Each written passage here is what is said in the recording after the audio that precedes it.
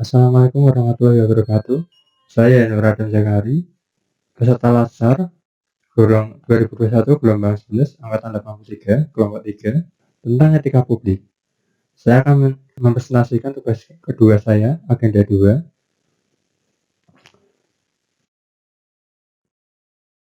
Etika publik.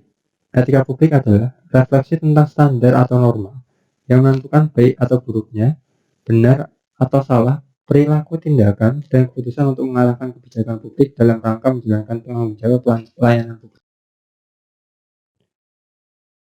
Ada 12 kode etik dan kode perilaku ASN. Menurut Undang-Undang ASN Pasal 5. 1. Melaksanakan tugas secara jujur, bertanggung jawab, dan berintegritas tinggi. 2. Melaksanakan tugasnya secara cermat dan disiplin. 3. Melaksanakan tugas sesuai dengan peraturan perundang-undangan yang berlaku. 4. Melaksanakan dengan sikap hormat, sopan, dan tanpa tekanan. 5. Melaksanakan tugas sesuai dengan perintah atasan sejauh tidak bertentangan dengan peraturan perundang-undangan dan etika pemerintahan. 6. Menjaga kerahasiaan yang menyangkut kebijakan negara. 7. Menggunakan kekayaan dan barang milik negara secara bertanggung jawab, efektif, dan efisien. 8. Menjaga agar tidak terjadi konflik kepentingan dalam melaksanakan tugasnya. 9. Memberikan informasi secara benar dan tidak menyesatkan pada pihak lain yang membutuhkan informasi terkait kepentingan kedinasan. 10. Tidak menyalahgunakan informasi internegara, tugas, status, kekuasaan, dan jabatan untuk mendapatkan atau mencari keuntungan atau manfaat bagi diri sendiri untuk orang lain. 11. Memegang teguh nilai dasar ASN dan selalu menjaga reputasi dan integritas ASN. Nomor 12. Melaksanakan ketentuan peraturan perundang-undangan mengenai disiplin pegawai ASN. Dalam pelaksanaan kode etik ASN, saya mengimplementasikan dengan salah satu tindakan melayani, yaitu melayani resep obat pada pasien dari resep datang hingga penyerahan obat. Dalam pelaksanaan tugas tersebut, saya sebagai ASN pelayanan publik telah mencerminkan beberapa kode etik dan perilaku sebagai ASN, yaitu kita lihat dari itunya hanya 5. Pertama, melaksanakan tugas secara jujur, bertanggung jawab, dan berintegritas tinggi. 2. Melaksanakan tugas secara cermat dan disiplin. 3. Melaksanakan tugas sesuai dengan peraturan perundang-undangan yang berlaku. 4. Melayani dengan sikap hormat, sopan, dan tanpa tekanan. 5. Memberikan informasi secara benar dan tidak menyesatkan kepada pihak lain yang memerlukan informasi terkait kepentingan kedinasan. 6. Memegang teguh nilai dasar ASN dan selalu menjaga reputasi integritas ASN dan melaksanakan ketentuan peraturan perundang-undangan yang mengenai disiplin pegawai ASN. Inilah alur pelayanan resep. Dimulai resep datang, kita melakukan telaah sebagai apoteker, kita melakukan entry resep, obat disiapkan, obat dicek kembali, dan obat diberikan.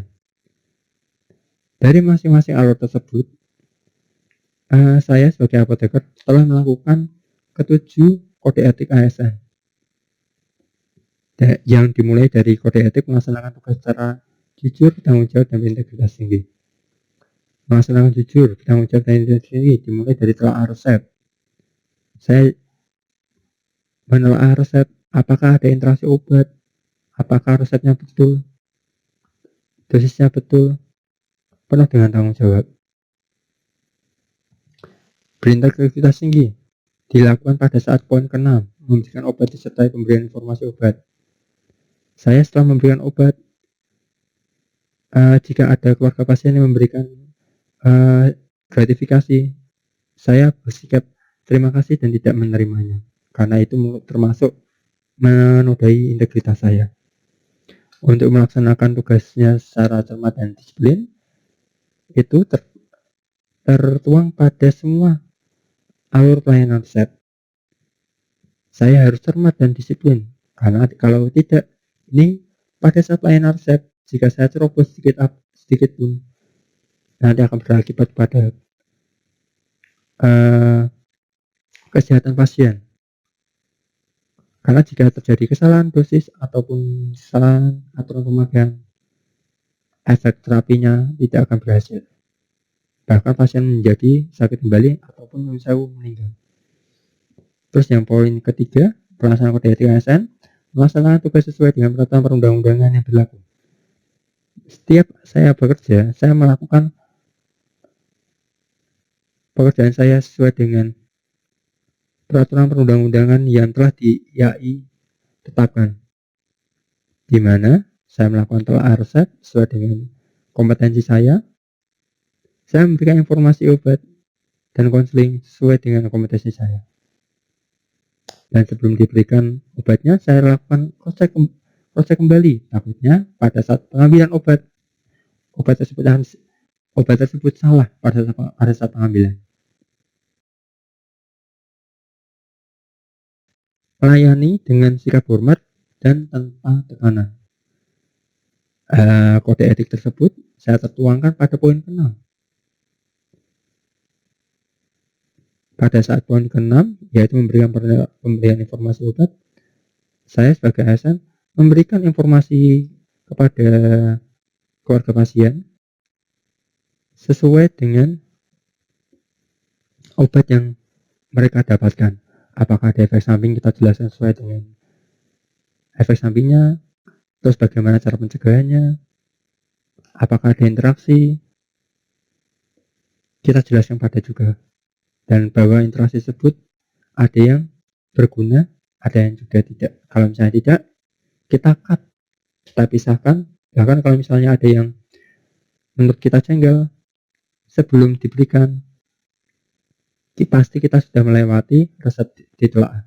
Pada saat ditelaah, jika ada resep yang dirasa ada kesalahan ataupun ambigu, aturan pakai salah, dosisnya salah, kita telepon kepada dokter.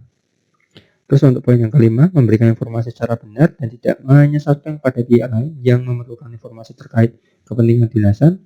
Itu pada poin ke-6 juga, yaitu kita memberikan informasi dosis, kegunaan, efek samping, dan lain-lain terkait dengan obat tersebut. Terus memegang teguh nilai dasar ASN yang selalu menjaga reputasi dan integritas. Seperti yang tertuang dari awal, bahwa kita petugas ASN tidak boleh menerima gratifikasi dari pasien. Dan kita sebagai ASN pun juga tidak boleh bertindak menyalahkan gunaan wewenang atau jabatan kita. Sebagai pengamalan poin ke-7 pelaksanaan kode etik ASN yang saya sampaikan pada slide yang sebelumnya. Nilai dasar etika publik ada 15 menurut Undang-Undang ASN pasal 4, yaitu pertama, memegang teguh ideologi Pancasila. 2, setia mempertahankan Undang-Undang Negara Republik Indonesia tahun 45 serta pemerintah yang sah. 3, mengabdi kepada negara dan rakyat Indonesia. 4, menjalankan tugas secara profesional dan tidak berpihak. 5, membuat keputusan berdasarkan prinsip keahlian. 6, menciptakan lingkungan kerja yang non-diskriminatif. 7, memelihara dan menjunjung tinggi standar etika luhur. 7, mempertanggungjawabkan tindakan dan kinerja pada publik. 9, memiliki kemampuan yang dalam pelaksanaan kebijakan dan program pemerintah. 10, memberikan layanan kepada publik secara jujur, tanggap, cepat, tepat, akurat, daya guna, berhasil guna, dan santun. 11, mengutamakan kepemimpinan yang berkualitas tinggi. Dan 12, menghargai komunikasi, konsultasi, dan kerjasama. 13, mengutamakan pencapaian hasil dan mendorong kinerja pegawai. Dan 14, mendorong kesetaraan dalam pekerjaan. Terakhir, meningkatkan efektivitas sistem pemerintahan yang demokratis sebagai perangkat sistem. Aktualisasi nilai-nilai dasar etika publik bisa dalam melaksanakan tugas saya sebagai ASN yang mengaktualisasi nilai-nilai dasar etika publik, saya mengimplementasikan nilai-nilai tersebut saat pelayanan farmasi juga. Pelayanan kefarmasian bisa saya lakukan di depo farmasi maupun saat di bangsal. Nilai-nilainya yaitu yang bisa dilakukan di lingkungan saya, memegang teguh ideologi Pancasila, mengabdi pada negara dan rakyat Indonesia, membuat keputusan berdasarkan prinsip keahlian, memberikan layanan kepada publik secara jujur, tepat, cepat, tepat, tanggap, akurat, berdaya guna, berhasil guna, dan santun, dan terakhir menghargai komunikasi konsultasi. Contoh penerapan nilai dasar etika publik. Yang pertama, memegang teguh ideologi Pancasila. Saya lakukan dengan cara beribadah sesuai dengan kepercayaan agama saya menghormati sama individu pada saat konsultasi maupun pada saat tenaga teknis informasi menanyakan apakah ini benar tulisannya seperti ini atau tulisannya seperti ini, atau mungkin teman kita sebagai sama apoteker tanya, Mas ini aturan pakainya benar kayak gini enggak? Oh iya sama. Terus pada saat kita konsultasi kita tanyakan, Dok ininya gimana dok, pasiennya dengan gula darah segini harusnya dapatnya segini dok, boleh saya ganti atau gimana? Contoh penerapan nilai dasar etika publik yang nomor 2, saya yaitu mengabdikan pada negara dan rakyat Indonesia, yaitu dengan cara salah satunya adalah menyerahkan obat kepada pasien dengan ramah tanpa membedakan pasien, menjelaskan obat sesuai. Yang ketiga, membuat keputusan berdasarkan prinsip keahlian. Sebelum penerapan nilai-nilai ini saya terapkan pada saat menelaah obat, mengonsultasi kepada dokter jika ada yang salah. Sebenarnya bukan itu saja, membuat keputusan itu mungkin pada saat ada keluarga pasien atau mungkin dokter yang tanya untuk terapi ini enaknya ditambahi apa, kita bisa memberikan memberikan usul kepada dokter, obat ini yang saya dok, biasanya pasien ini kita bisa tambahkan obat antikoagulan atau mungkin koloid untuk pasien yang mengalami pendarahan, atau antikoagulan untuk pasien yang mengalami penyumbatan.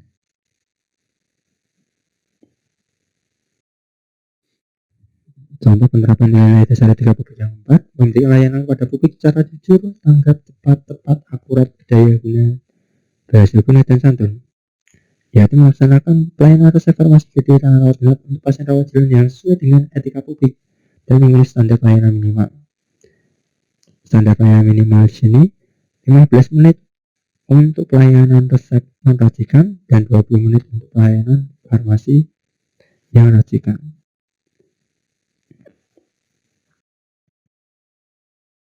Contoh penerapan nilai-nilai dasar etika publik nomor 5, menghargai komunikasi, konsultasi, dan kerjasama. Penerapannya dengan cara konsultasi kepada dokter untuk terapi obat tidak tepat yang menurut ilmu, dan kerjasama kepada pihak nakes dalam pelayanan pada pasien.